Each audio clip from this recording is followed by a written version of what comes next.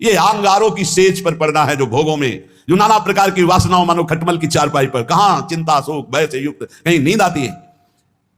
जब तक देह भाव है प्यारे कि मैं स्त्री हूं मैं पुरुष हूं, तब तक बंधन को प्राप्त हो।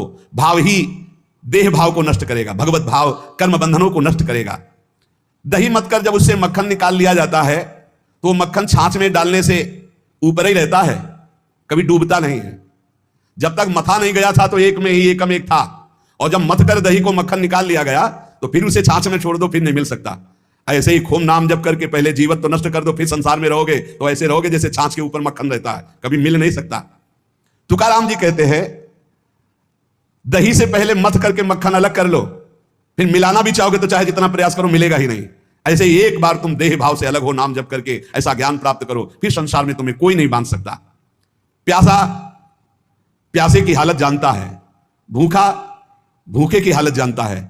ऐसे ही भगवत मार्ग का पथिक केवल भगवत मार्ग के पथिक ही भगवत मार्ग के पथिक को जानते हैं, दूसरे नहीं जान सकते। दूसरों को तो आश्चर्य लगता है, ऐसा कैसे हो सकता है कि घर में खाने को नहीं, हर कष्ट हर, और वो खूब नाच नाच करके नाम कीर्तन कर रहे हैं। ऐसा कैसे हो सकता है कि घर में इकलौते पुत्र का 100 पड़ा हुआ है और वो नाम कीर्तन कर रहे हैं? ऐसा कैसे हो सकता है कि क्षण क्षण पर कष्ट दिया जा रहा है और वो हरि हरि हरि मेरा हरि? ऐसा कैसे हो सकता है प्रहलाद जी?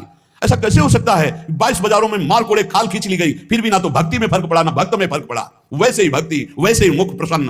कैसा कैसे हो सकता है? ये बात जैसे प्यासे को प्यासा जानता है, भूखे को भूखा जानता है, ऐसे ही भगवान के भक्त को सिर्फ भगवान का भक्त जानता है। ये विषयी संसारिक प्रापंचिक लोग उसे नहीं जान सकते।